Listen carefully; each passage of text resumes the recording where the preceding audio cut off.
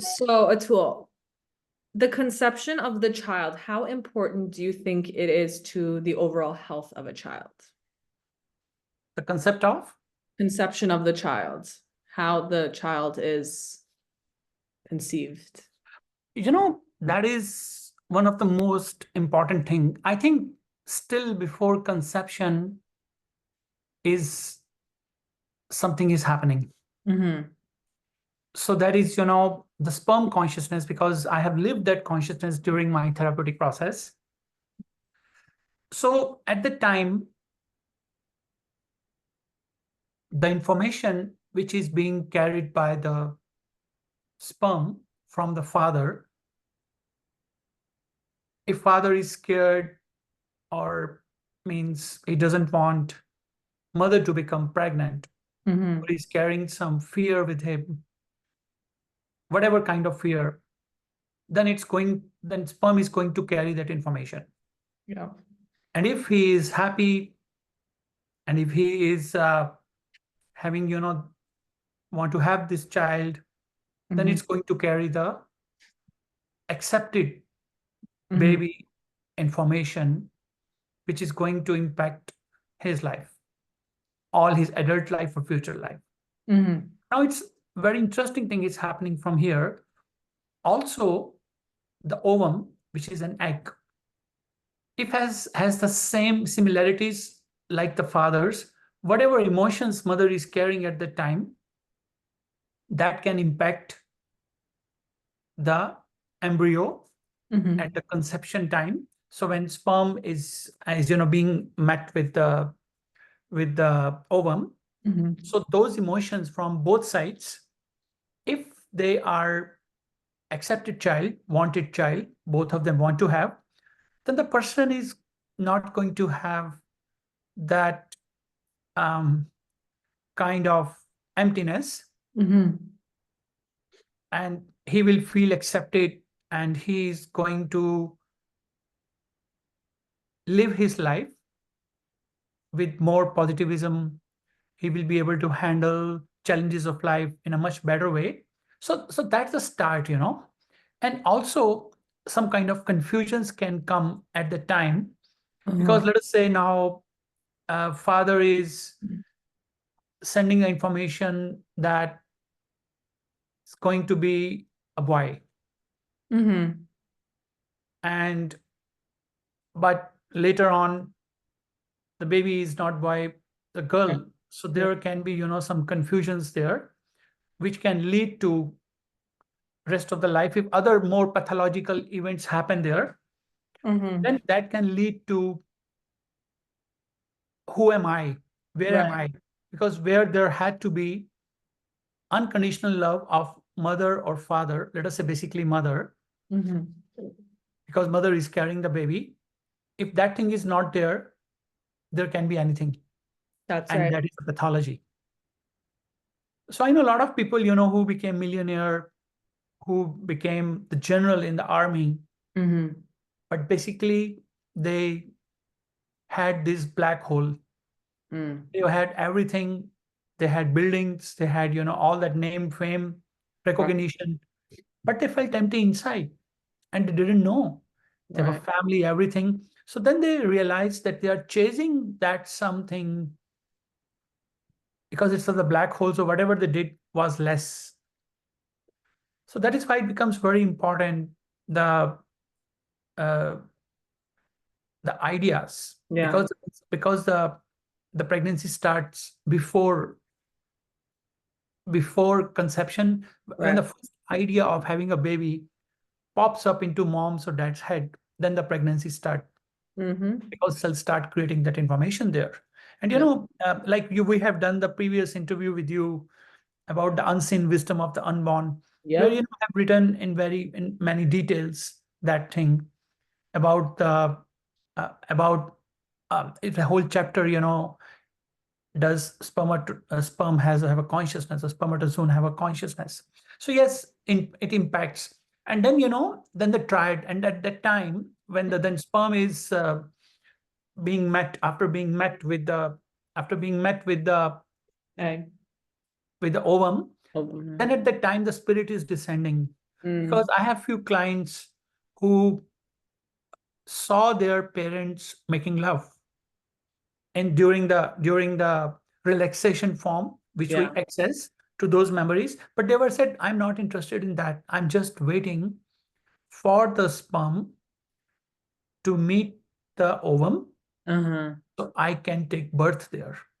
So Mm. it's a triad, which is happening. So all these things at the time can affect a lot even before conception. So that's why parents have to be very, very mindful Mm-hmm. to understand. They have to um, have more information on this topic so Yeah. that they can have a better future for their kids. Of course, this is just a start. Of But if course. other events happen that takes the person to more pathological ways, Mm-hmm. so there can be some exceptions, but in a general term, this is what before and till conception these stories are happening. Right. That was leading me to my next question. I know in a lot of cultures, there's there's this desire always for a boy, a boy, a boy. When there's a girl, like there's superstitions on why you get a girl. And like if, I've heard things like if you don't have boys, your husband doesn't love you enough, this and that. Like, do you have experiences or stories about patients who had similar experiences growing up and how that affected them health-wise? Oh yes, a lot. Mm-hmm. A lot of them. I know a very famous person in Ecuador. Okay. So I can't give references, but he is a owner of a very big financial institution there. Very nice. So that person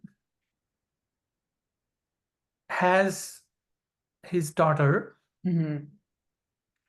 and when we did the sessions, she realized that father wanted her to become a boy because that was father's desires. Right. So that is why she always acted like a boy. She used to wear the things like a boy, never got married because that was his unconscious desires. Wow. And when he realized, he said, oh my God, I didn't know, but Mhm. now I know. So it's like, the same concept as tomboy, where they want to become. So there can be, a lot of impregnations during, because we cannot access this unconscious. Accessing the unconscious is one of the most difficult thing from conscious perspective. Let us say if I say, hey, can you remember something of mother's womb? You can't. No. So you need to have a very, like a relaxation state to Right. access it. And still more important, consciously. Right, right, So right. when we start, understanding all the different memories which are connected with what I'm doing at Mhm. present, and then we try to find out Mhm. the hidden pattern which is working underneath Right. those memories, and that is contributing to present day symptom, because the story of life starts from the sperm consciousness. Right. So then all the memories connected with that are creating a certain pattern where you felt rejection or you Yeah. get acceptance, and through that rejection or acceptance, looking at how much I'm able to accept myself, or how much I look validation or that acceptance in others. Uh-huh. Yeah. So that's a conflict. Oh, yeah. And during this, between this conflict that I should give, I Mhm. should accept myself to reject others, or I Mhm. should reject myself to accept others. Yeah. I should accept myself to reject others. I Yeah. should reject myself to accept others. Which is more important? So between this in acceptance and rejection circles, Mhm. all the diseases, all the crimes, all the mental health issues, physical issues, everything is happening between this. Do you think we're unconsciously resistant to give up the disease? Do you think most of us are? Exactly, because disease can be sometime a way of living. Yeah. God forbid, God forbid, for example, let us say there is a person who is living a very neglected life. Mm-hmm. He is abandoned. Nobody cares how he's doing. He's living in a place alone by himself. Mm-hmm. Nobody wants to visit him, and he feels lonely. He feels alone, and he feels very sad. He Mm-hmm. feels um, very, worried. Yeah. So now suddenly all these things, unconscious perspective, that looking at information, that is living a neglected life. So maybe he creates a disease, and now he is sick. Now he is going with this disease. Let us say the disease is strong. Now everybody is coming and asking him how you're doing. Right. So that attention which he couldn't get before, now Yeah. through that disease, he is looking, and he doesn't want to give up on that disease, because that is fulfilling that basic need of acceptance which he couldn't get when he was healthy. Mm-hmm. I So that know. disease can be a way of giving up that, because it is an unconscious resistance to give up on disease, because Right. unconscious resistance refers to the obstacle presented by the patient to Mm-hmm. oppose the therapy process unconsciously. Right. So I'm not ready to, give up on the disease. So that's Mhm. why we have seen many people, who like the cure from some disease, very strong disease, terminal disease. After that, they feel empty, and they try to create something else, Mhm. because it's not fulfilling that purpose Right. which which they had before. And also when somebody, somebody recovered from the when somebody recovers from the disease, Mm-hmm. and we need to work with the family members, because Right. they still think that he is sick. Yes. So there is lots of, there's a lot of in-depth psychology or unconscious behaviors which are attached. I remember a professor used to say, Dr. Meinhold, there is a tribe in Africa. When somebody gets ill, they Mhm. treat everyone but that person. They say what they have done to this person so that he is ill or he is sick. And they say Wow. he is the strongest in the family, that through his disease, he is trying to cry out that the whole tribe is sick. Wow.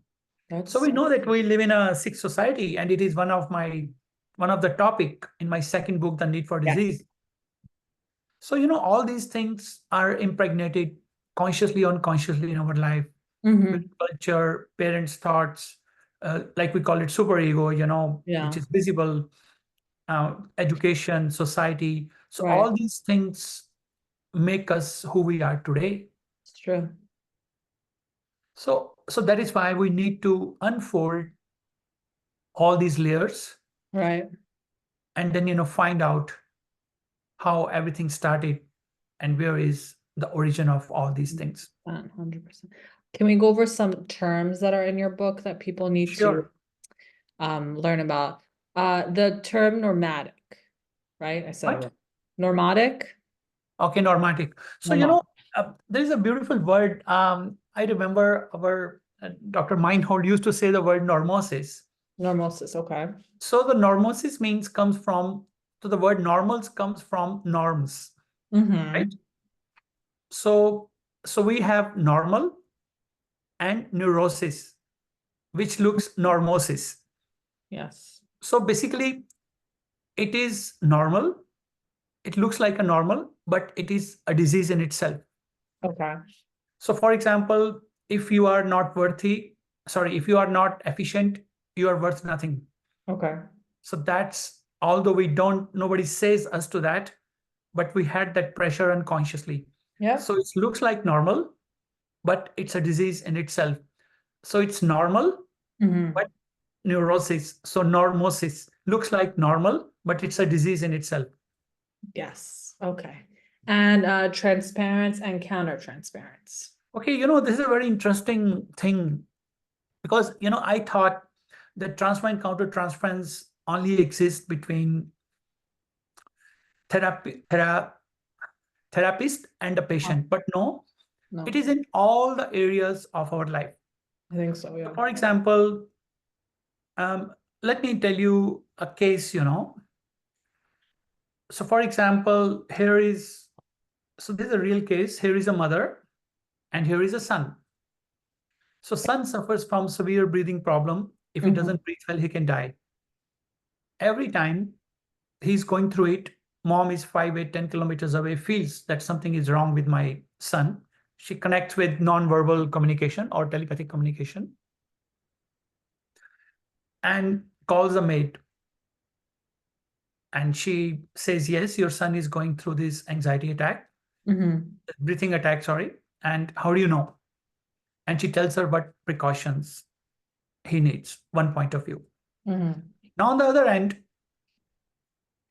son feels on an unconscious way that mother has anxiety, that he's not breathing well. So he connects with mother beyond time and limit and creates those situations where it can be difficult for him and it can be dangerous for his life, because he knows every time he does that, he gets mother's attention. So we don't know who is the initiator, who is the receiver. It happens simultaneously beyond time and limit. So this condition is known as transfer and counter transference. And but I call them unconscious hooks. My hook is in yours in mine, and they play a game. So many times when the couple therapy people come, so I work with them because nobody is responsible. What is happening? They are just vibrating on a level. Now, for example, so let us say husband and wife has another example. Husband and wife has a very heated argument. When one start, other start, transfer and transfer. So now husband comes for the therapies. He start doing sessions, and then he realizes that there's no need to argue. Right. So this time when he goes back, and now the wife initiates the argument, sending the transference. So the counter transference would be that he also participates in that argument, right? Because she's doing a regression to 4 years of his age, where she was not heard to his parents. So that she tried to scream out the things instead of discussing. She tried to argue things. So now husband is doing therapies. He says, why we are arguing? It doesn't want to participate into the counter transference, Right. or other opposite, and say why we are arguing, why we can't find pacific solutions, and he doesn't want to participate.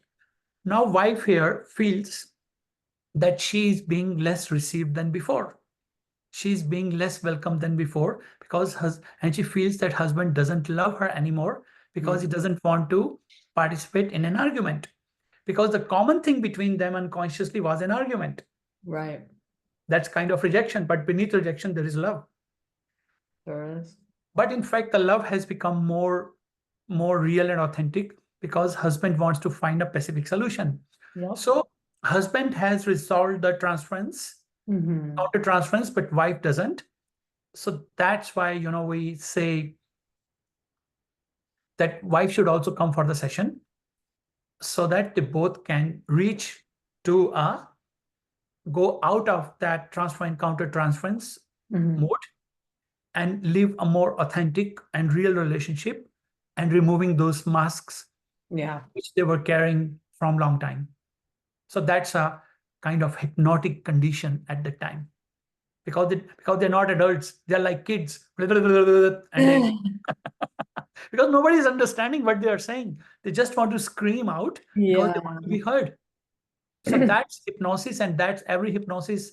And hypnosis, there is a transfer and counter transference. Because if they could act like adults, things would have been different. Yes. Okay, hypothetically, because this is like a big trend on Instagram, TikTok, it's very common, I guess, for like Gen Zs, millennials. A lot of kids have decided to part ways with their parents, and they choose themselves. I've seen that personally. I've seen that in coaching situations.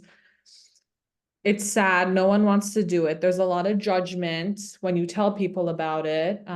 There's always that, but it's your mom, it's your only dad, this, that. If someone's listening to this and they have recently cut ties with their parents, they are choosing to choose themselves, what advice would you give them? So, basically, so we have to understand it's a very interesting concept. So let us take something, the words, like, let us see the symbolism connected with that. Okay. So basically what I understand you are saying is that kids are choosing to live their own life Mm-hmm. separate from the parents Yes. and not giving them that much importance. How do they want, right? Correct. So I would say something very different here. Mm-hmm. So for example, let us talk about the word paradise. Okay. Sorry, the word existence. Existence. Okay. The word existence comes from the Latin origin existence. Ex means out or before, and sistence, sistare means paradise. Fairness. Okay. Out of paradise. Ex means out or before of paradise. Mm-hmm. And so out of paradise is same in Catholic religion, Okay. separation from God, which is that is a, how do you call it? That is a sin, right? Mhm. So that's like, every separation is painful. That's why baby cries when he separates from the mother. That's why somebody, God forbid, separates from us, we feel that pain. So that pain is like kind of warranty that we love that person. Because if you don't want to feel pain, don't love anyone. Right? Yes. Because if you don't want to feel pain, because pain, true love brings pain with itself Oh while yeah. when you separate. Then there is beautiful parable of prodigal son in Bible. Okay. The prodigal son is a son who leaves his father, goes out, lives his life, Mm-hmm. gains name, fame, Yeah. experience, Mm-hmm. li- understands life Yes. with the possibility of going back to his father's house. Mm-hmm. So every separation is very much required. That's why they don't plant all the trees together. They always put all the seeds separate. So this is the part, where mothers don't allow kids to go and live their own life. Right. So that becomes, kind of a myth of narcissism, Yes. where the person was not able to move away because he constantly needed to see his face Right. from the lake, so that he can, because he so that he could, because he had never seen before, his face. So Mm-hmm. when he comes to the lake and he sees his face in the lake, which was like a mirror because the water was still, and he was a demigod. So he fell in love with himself because he was so beautiful and handsome. And Yes. then he couldn't move away from there because he didn't have that confidence that, although if he doesn't see his face in the lake, he will remain beautiful and handsome. Right. So this way, that lake is a possessive mother, doesn't allow child to go and its own life, Yeah. and controls it Mm-hmm. throughout that time. So that's why, we have narcissist personality, because in the in-depth psychology I've worked with them. Mm-hmm. And that's why, in Spanish, in Latin America, they call them mamitis or papitis. Mommy So to puppies. yeah, Okay. because they don't want to leave their mom or dad, and they give them preference. Yeah. So like it comes from like the word gastritis, itis. So Mhm. itis is inflammation. Yes. That's why they call it mamitis in Spanish, or mamitis or papaitis, but Uh, it's spoken as mamitis or papitis. that's So, good. these are the filters. So that's why it's very important to have that separation, because Yeah. I need my own time and my own space to know me. Yes. So that's why the sense of movement and the sense of freedom and Mm. sense of self, they're all connected with what you have just asked. I need to move away from my mother to Yeah. see the world from my own perspective, gain my own experience. And then once I recognize myself, then I can unite back to my parents. So that part is very, very important. And none of the culture allows it. That's why Freud didn't know, because Mhm. there is a first maturation part, which is a separation part from Mhm. mom and dad. Mhm. And that what's happened when, kid is 2 or 3 years old. So he started walking and he Mhm. looks back at the mother Yeah. when he's going away. At that time, if in mother's eyes there is anxiety, Mhm. doesn't allow child to go very far and he's forced to come back. But if mother is smiling, then he can move away and Yeah. furthermore explore. So all these things, start from mother's womb till first 5 years of your age, and after that, they're all repetitions. So, Yeah. so that is why this concept of transference, counter transference, and living life. So everybody has a right to live his own life, Yeah. because our parents did the same thing. They didn't live with their parents. They got separated. Now it's my time to live Yeah. I need to experience my thing. Otherwise, I will not have that confidence. Mhm.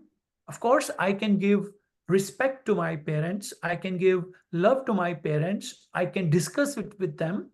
Mhm. If it is required, I will take their advice, a percentage of it, or 50% of it, or whole of it, or none of it, depending what is my need.